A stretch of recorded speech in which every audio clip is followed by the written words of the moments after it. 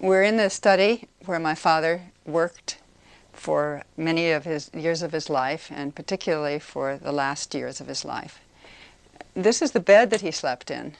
A company in Japan was interested in marketing these beds in the United States and asked him if he wouldn't try it out. So they brought it here and assembled it for him. And it turned out to be perfect because during the last years he would wake up in the middle of the night and want to work and not want to disturb my mother. So it was convenient for him to sleep right across from his desk. His day began when he would get up, go upstairs, get a cup of coffee, come downstairs again to his desk here. He would turn on the switch that turned on both the clock that kept track of the number of hours that he was putting in, and also operated the light above the desk. He was asked to give many kinds of talks and write many articles, and he developed a method of writing notes in little spiral notebooks and of cutting out articles and things for topics that he was interested in. This is an open file that he kept here next to his desk, and in it he had all of the topics in which he was currently interested. When he would read an article that was relevant to one of these topics, he would tear it out and file it in the appropriate file. So that when somebody asked him to write an article on something, he already had a lot of material.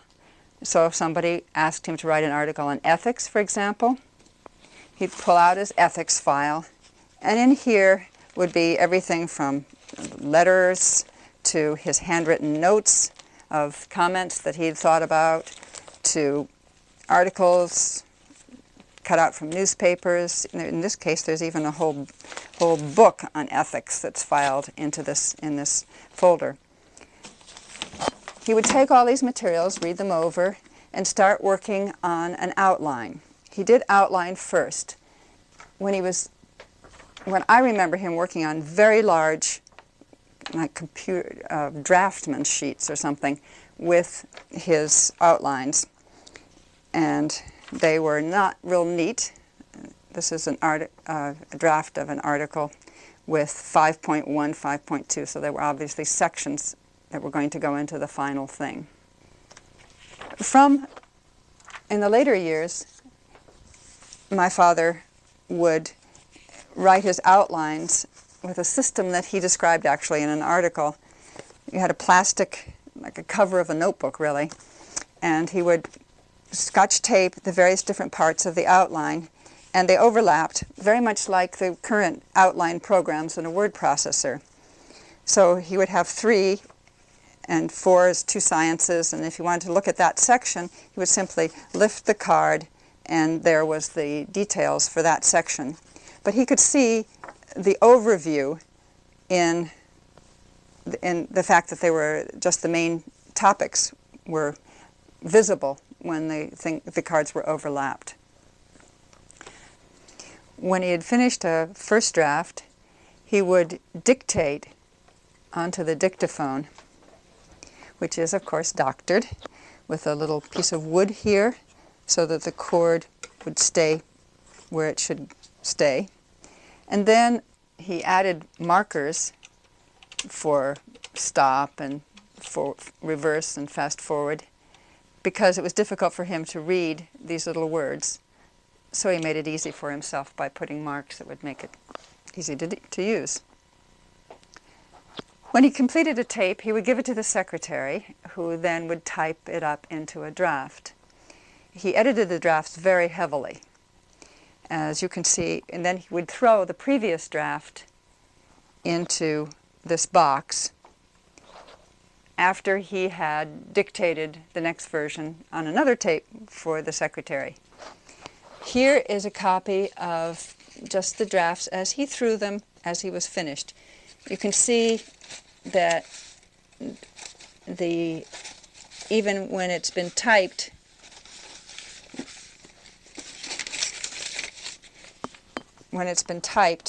that still is fairly heavily edited.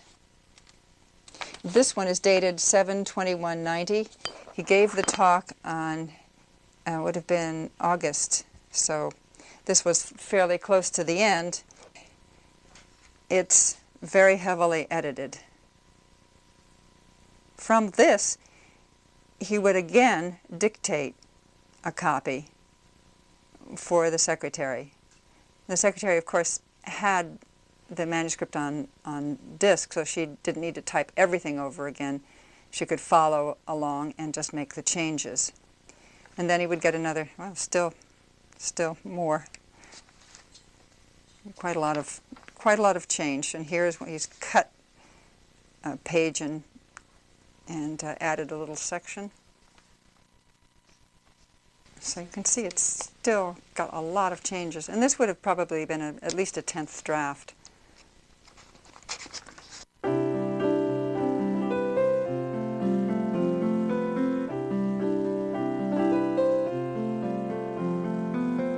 After working here for usually 2 or 3 hours in the morning, he would go up, have breakfast, get dressed, and so forth, walk to work, which was about 2.5 miles away, to William James Hall, answer correspondence and do the visiting firemen, he used to say, which were people coming to talk with him there. Then he would come home for lunch.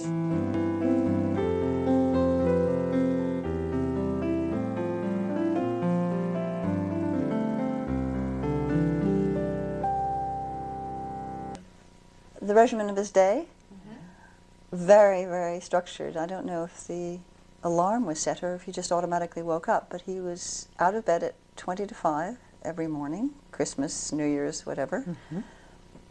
And he would get himself something to drink, coffee or something, and go down and work until about 7 o'clock. And then come upstairs, and my mother would have put out a bowl of Cheerios on the dining room, on the kitchen table. So it was so funny seeing it there. If we came in late, there was his cereal for the next morning. And he would have his breakfast, and I think probably read the paper, which would have arrived by that point, and then go downstairs and sometimes take a nap, which was strange because people would phone at about 9 o'clock and he was napping. But, and that was very, very strict. And then he would go to the office, probably around 8:30, 9:30, sometime like that. He would go off, and mind you, this is later on. I don't know when he was teaching, whether he was teaching in the morning or the afternoon. But his getting up was, as long as I can remember, he was a very, very early riser. I remember very clearly going downstairs to where he was working, and he would, when I walked into his office, he would swivel around in his chair so his back was to his desk, and he'd flip off the switch that had the clock that timed his work, and also turned off the light, and said, "Well, hello." Yes. And then he would be available for whatever I wanted to talk about, for as long as I wanted to talk about it. And then as soon as I left, he'd turn around, switch on his light, and go back to work. But he did teach us how to shape animals. Oh, I yes. remember getting the principles of how to teach animals very early. And I taught a pigeon to play a piano as a science project when I was 13.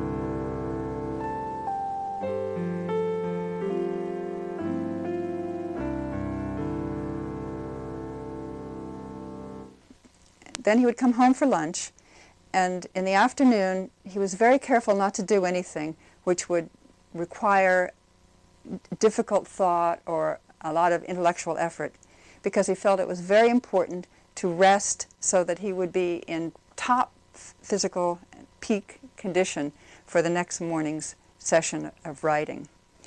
So his two pleasures in the afternoon in particular were listening to music, and he would come down and sit in this chair and put on often Wagner and just recline and listen to it. Or he would read.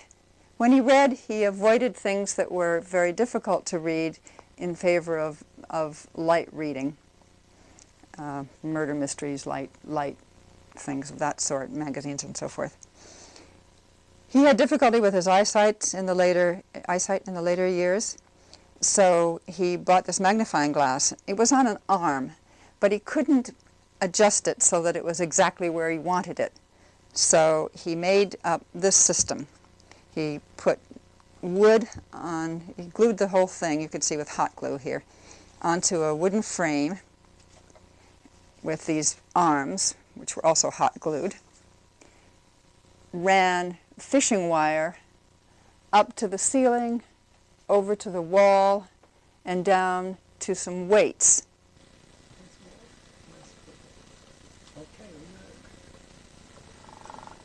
Which made it possible to raise and lower this and to put it in any position that he wanted it. And then he would, of course, look through it.